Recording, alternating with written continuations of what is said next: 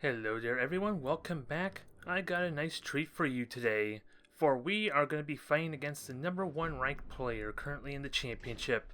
And just for your update, since I am going to be bringing this video up on Thursday, this was actually about maybe 4 or 5 days ago, I think, maybe a week. So even now he is still on the top rank, so you're in for a treat because you're going to see what top caliber Tau is going to look like here. And while I am irritated that I could not kill a custodian before against Solare, we're going to be probably doing more of the same here, going through more of the same rather, because let's see. He's going to be utilizing Air Caste, and I'm, in all honesty, going to be expecting more of Air Caste.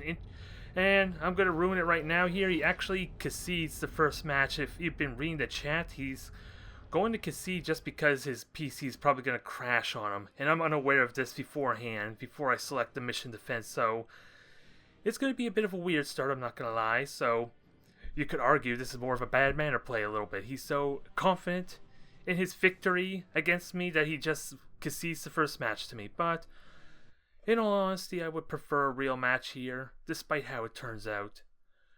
I was just unaware of this, otherwise I would pick a different mission type, I would think. Which, of course, just begs the question, what would be a good mission type for me if the space station assault is not a good choice? So, I don't know what to tell you there, but we do have a real match to give you. Don't be fooled by this first round. I promise you, this is going to be interesting. It's going to be different. You're definitely going to get to witness Tau and possibly all their glory. I can promise you that at the very least. So the question is my game up to par to be able to at least give him a workout? At least give him a hard time? And if possible, just get the one victory I need to actually win this best of 3, considering he conceded the first round.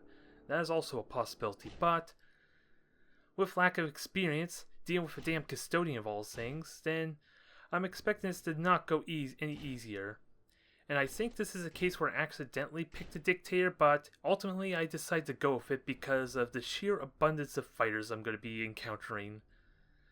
The sheer abundance of fighters, so the dictator is going to be pretty invaluable here with its defensive fighters, but without a doubt its damage is going to be lackluster. It's not really going to do anything, I think, in terms of damage. Let's not kid ourselves, folks. It's only got one series of macro batteries, and unless somehow the torpedoes that I lob off are really damn good at distracting the fighters and the custodian's point defense, those bombers are never going to reach if I were to try to use them offensively. But we got a pretty decent layout here for the map. I got, like, my choice is 3 gas clouds of, like, at least used for fallback potential to kind of hide behind, as we got ourselves a dictator, the tyrant, retribution, and the dauntless and widowmaker hanging up at the rear. It remains to be seen how useful this dauntless is going to be, because it does feel really weird having only 9,000 range on that. As funny as it is, because the Tau, in general, are going to be focusing all their defenses, or all their upgrades on their shields and their bombers, I would imagine. So it's not like the Tau actually have any increased range. So they're kind of limited to 9,000 units if they want to use their railguns and ion cannons, I want to argue. Although for Fossil, I don't exactly remember what his upgrades are, but with Adaptive Deflector, increased 100 shield health, and possibly any other shield upgrades, maybe recharging capacitors, we're looking at all 5 of his upgrade slots already being expended. Pretty much once you include the bombers as well, and also boarding bombers from on top of that, so that's all 5 upgrades right there if you went for the faster recharge speed too. So there's no room for him to even upgrade the railguns in any sense, so he's relying entirely on his bombers and his shields for his longevity for winning this battle. So it is obvious that he's using his Air Caste, he's using his favorites, because he also has a mission dissipate as well, so he had to cut something back, probably the shield capacitor recharge, because he would easily be able to afford and act the skill slot for it if he really was concerned about his shields. But we're looking at the usual, what is it? He has a Sauce, a Protector, Custodian, and the 3 Warrens hanging in the back for whatever reason, doing very little value in terms of spotting. And he is brazenly boosting. You can even hear him using the capacitor recharge there for his boost. So We get our first engagement here. We've revealed the beacon, which is why I poked outside the cloud to begin with, because it gives me that fallback and it has little risk of the gas cloud being the target. So that way, if this gas cloud is completely open to being able to conceal myself, and that's exactly what happens here. I fly on over towards it. Pretty much not needed for this first wave. I could have waited until the custodian came in, to be perfectly honest, because the retribution alone almost just shot them all down.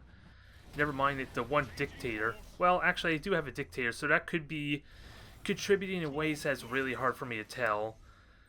Because it's easy enough to tell where the Tau fighters and bombers are because of the engine trails. But my fighters with the very light blue is much more hard to see, especially in the gas cloud. I'm trying to look at them right now as they leave. They're heading towards the protector.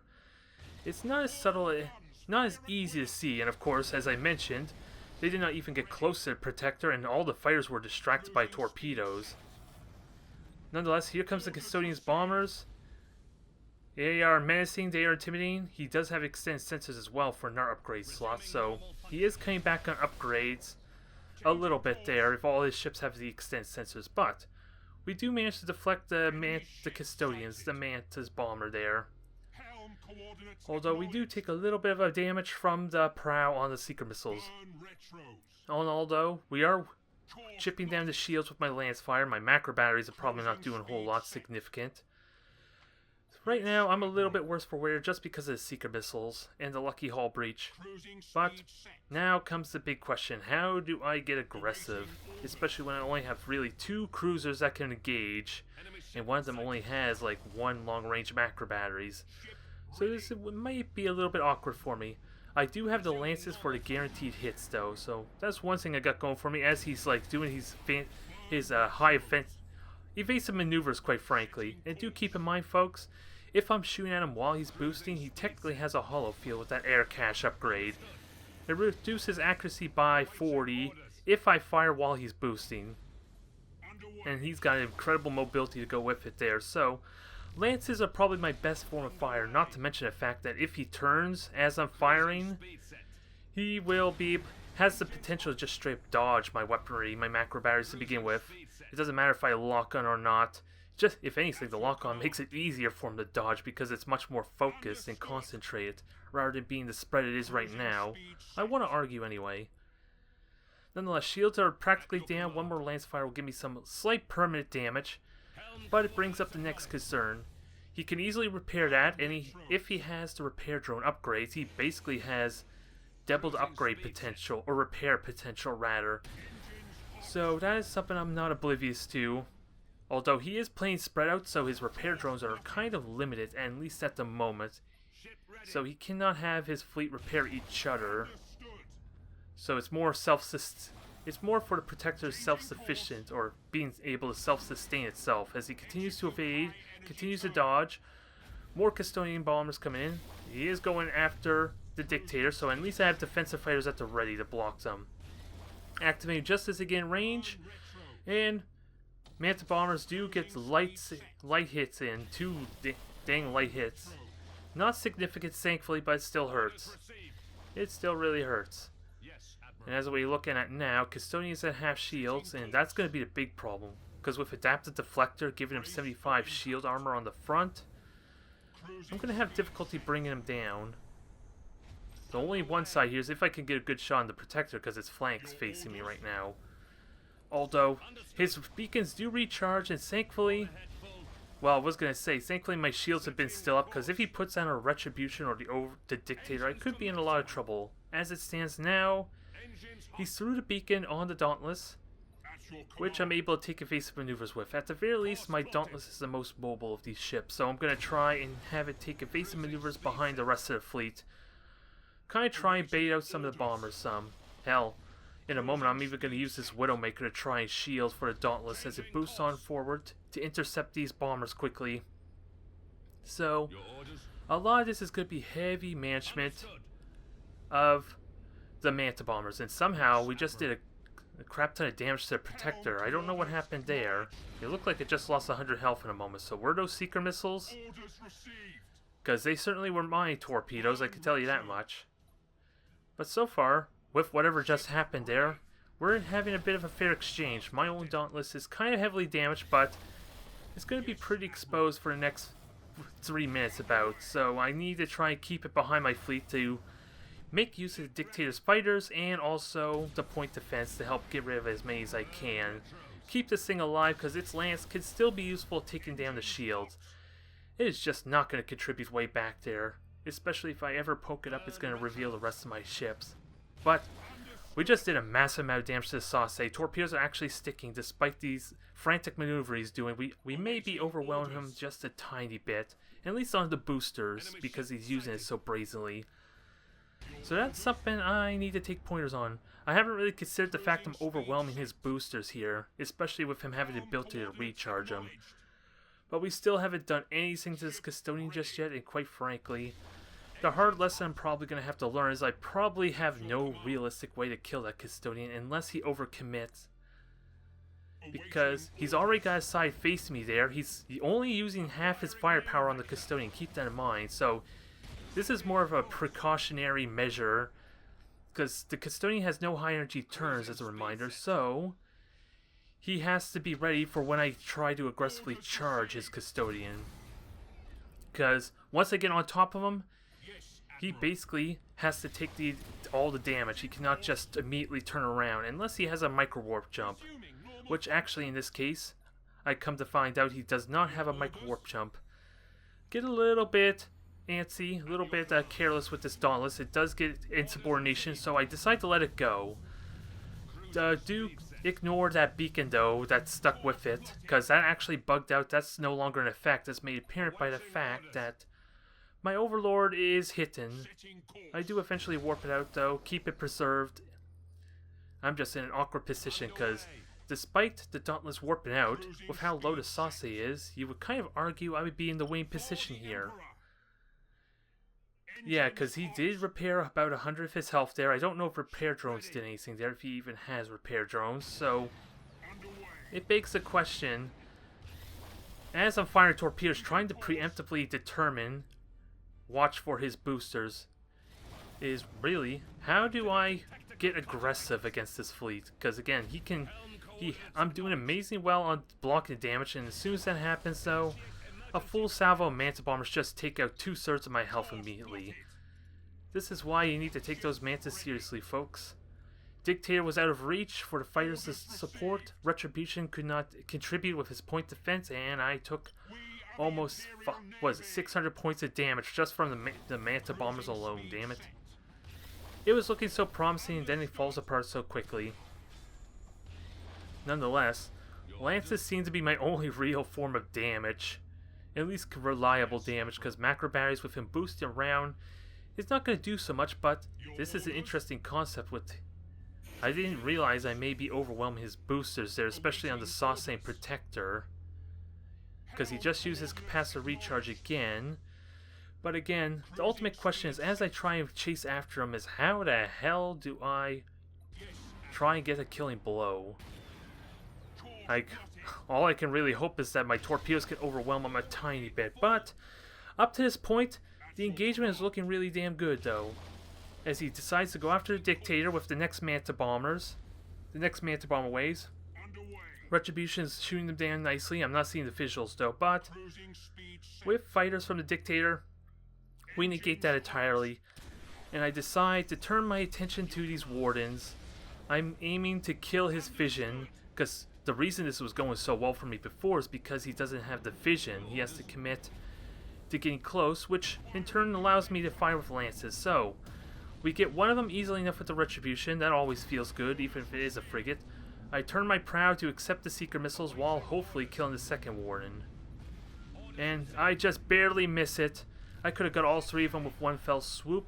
Have the gas cloud, but as it stands now, I'm in an awkward position. My Retribution needs to turn all the way around to be able to hide, and I still need to kill this Warden. I don't think I'm going to get it, unfortunately. As bombers go out and up, I'm getting hit by Seeker missiles. The bombers were actually targeting the Retribution. During this time, I thought they were actually going for the Overlord, which is going to be another problem I'm going to have. But the death-dealing blow is the beacon is now on the Retribution, so hiding tactics are no longer going to work here. Mainly because I wasn't paying attention to my shields all this time. Wasn't paying attention to my shields all this time, but the health of my ships is still pretty damn good. The only damage I really took that's leaving me crippled right now is the one strike on the Overlord and back. Otherwise, that Overlord probably would have been at full health if I had managed that a little bit better. Nonetheless, his ships are almost back to full health there, which is a bit of a problem. He's all conjoined together, so that's going to make the torpedo salvo a little bit impossible to hit, especially with the beacons, because now I'm in that sweet spot where vision is going to be a problem. I can no longer hide because of this dang beacon. So I have to warp out the Dictator. It's heavily damaged, so it's not going to be available for the third match, unfortunately. Despite how disheartening this may feel for me, the first 5-10 minutes of this match almost seemed impeccable. I was somehow doing more damage to him and eventually overwhelming his capacitors, so I can eventually hit with the torpedoes and deny him his hollow field for the boosters. So, ultimately, this is not a terrible defeat, I want to argue, but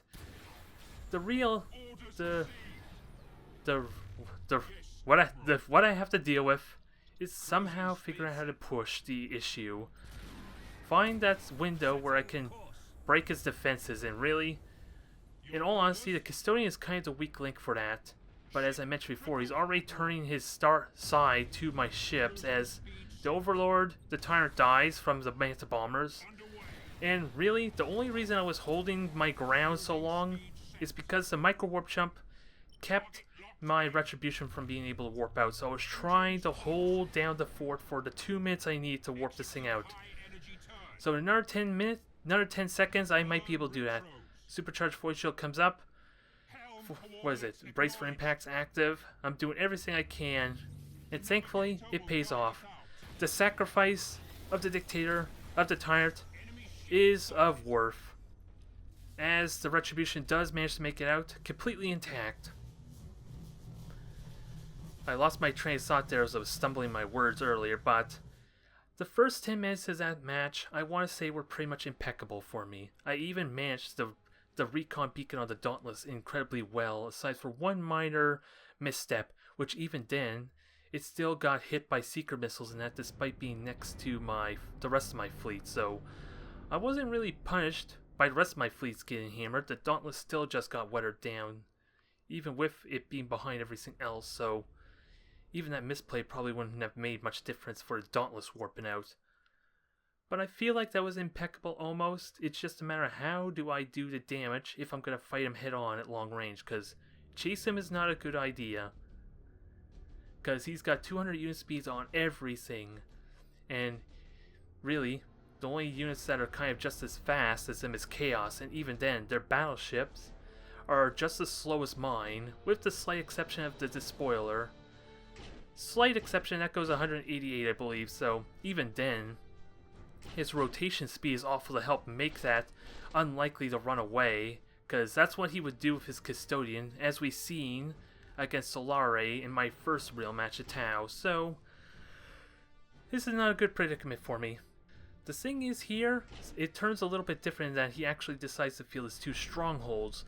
I decide to field my Overlords in my Retribution, thinking he would go with the Custodian again there. So what actually happens, of course, is he goes with the 2 strongholds, a Protector and a Sauce. Something a little bit different here. And quite frankly, I am quite decently equipped to deal with the strongholds, at least with the cutting laser. Because I have shield transfers, I have actually ships with supercharged void shields on all of them. So the Dictator wouldn't have been a liability here because it has a beacon over the supercharged void shield. So there is potential I can deal with the strongholds really damn well. They do have a lot of raw firepower, but I know how to deal with the cutting laser. I like to think anyway. It just comes down to whether I'm up for a challenge or not, and as I decide to move over to the left a little bit more, because there is the gas cloud that I can use for fallback in the worst case situations, because I'm going into this thinking he's going to be fielding the Custodian again, so I would think so anyway, because it worked so well before, so why not now, huh? Unless he was actually afraid of me. That would actually be the best compliment, I think, that he was worried I may be able to break his defenses, With this layout, with like 7 lances being able to constantly hit his shields, constantly hit him, even without the overcharge, the additional bonus to shields, that is a possibility. As I realize the strongholds over on the right, but I only think there's only one at the moment. I see 4 ships, quite frankly, so I know for a fact he doesn't have a custodian, because that's practically 4 ships right there with the wardens that he's fielding. But I know for a fact he has at least 1 stronghold. I don't know at what point I realize he has the second one in the asteroid belt. That I'm not sure of just yet, because yeah, there's the second one. That gives it away. So after finding the first torpedo salvo at the protectors and at which he nimbly dodges, I decided to turn my torpedoes over to strongholds, because they're going to be a lot more easier to hit, even with 6 fighter bays and 18 point defense to each of them. They're at least going to be more reliable to hit because of their lack of high energy turns, no emission dissipator, more than likely anyway, and they're just a lot bigger. Quite simply, they're a lot easier to hit. So I'm going to turn my torpedoes' attention there and try and bear some fruit.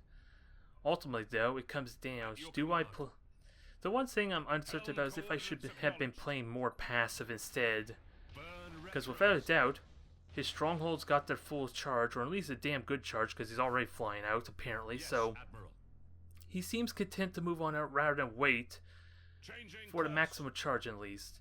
And even then, I told you how I could deal with that decently enough, because I have 3 shield transfers available to me.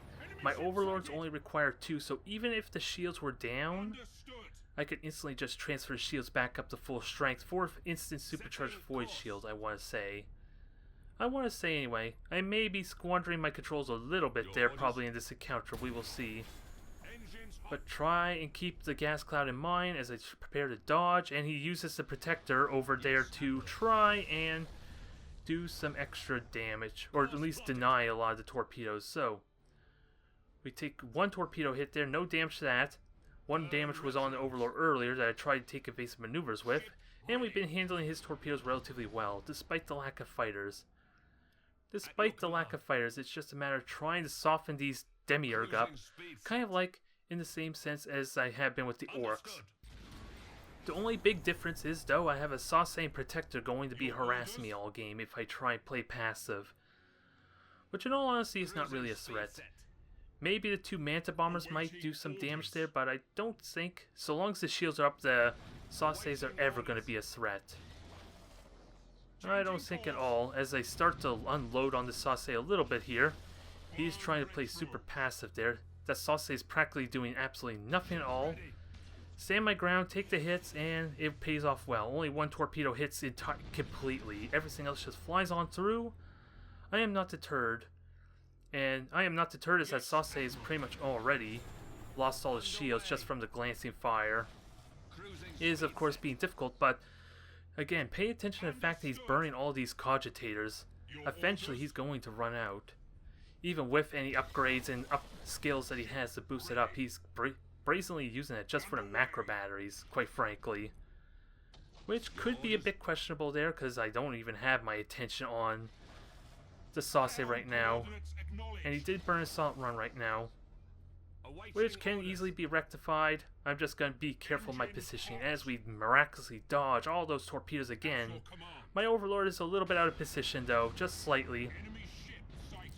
Just slightly as demiurges are coming on up. We continue to hit on the Sauce here, firing macro batteries, try to do some damage, try to do some good damage, but as it stands now the shields are still holding. And I decided to turn my attention on the Protector, because at least at the moment that seems like the most intimidating with these dang Manta Bombers. Which of course are refusing to die. They refuse to die there, and they got some nice hits on the Retribution, even with the Overlord right next to it. I don't know if its point defense went off or not, because I didn't see much of a visual effect, but he was firing secret missiles too, which do help overwhelm a little bit. Which is kind of why I hinted before against the Imperial Navy mirror match, how having your torpedoes line up together with each other so they strike at the same time is good for overwhelming defenses at least. Because apparently that's what happened there, I want to argue. So, we see the micro-warp jump being expended. I do well denying these torpedoes, thankfully. Supercharged void shield may have been a little bit premature. as it would have gone down anyway, quite frankly. The shields would have gone down, so I kind of need to keep them preserved. Maybe just a tiny bit. As I could tend to just charge on in with the Overlord. Charge on in with the Overlord. I'm prepared for this inevitability. I accidentally recharged the capacitors because of hotkeys, damn it. That's a little bit of a misclick, but the shields beautifully hold on all that damage. The entire cutting laser was negated. I have brace for impact for everything else. 95 armor on the prow to negate this damage. This may be another negative play though. Bad plays. I expended the micro warp jump. I could be using that to help deal with the second charge. Possibly. It remains to be seen if that's true or not. And also with my fire kind of being focused a little bit on the protector, it could be my damage is getting spread a little bit. And also the prow just got destroyed on the protector too, so that works really well for me if this match is to continue. If I can destroy these Demiurge really damn well. As it stands now, 3 torpedoes hit me there. The disengaging from the Overlord may have been a cost, or disengaging with the Overlord, yeah, it definitely was probably a costly mistake because of those torpedo hits. But I get some vengeance there. I got an amazing broadside there, and this is where I should be boosting away. I instead burned retros on the retribution. Again, also micro warp jump could have been useful there, but also my generators got destroyed, so that could have been bad timing with the generator. I may not have been able to jump out, in all honesty. But with that said, if I had just boosted forward, because the retribution actually moves faster than Demiurge, I could have dodged that cutting laser, quite frankly. There was a good real chance of it. As it stands now, we lose this in a horrible fashion. There was a lot of good to be gained in the exchange with the first match against the Custodian, but again, how the hell am I supposed to get aggressive though? Because with his high speed and being a cruiser class, keep in mind, him being the defender, in the end, he could just run away from me and just repair and stall out the clock, so that's going to be something I have to really figure out. My defensive strategy seems really damn good, I want to argue, so long as I'm mindful of those beacons. Letting them stick on my ships when my shields are down is going to be game breaking for me, because I can dodge them in AR situations and use silent running as an emergency fallback. And with the lances, I could make some few changes to maybe make them more efficient, because I want to say I'm been doing well against all the other matchups. Hard to say with Eldar, considering I've only been playing one style against the same person, but nonetheless, there's something for you to look forward to if you're a fellow Tau player. Relish in this destruction, this horrible defeat I just succumbed to.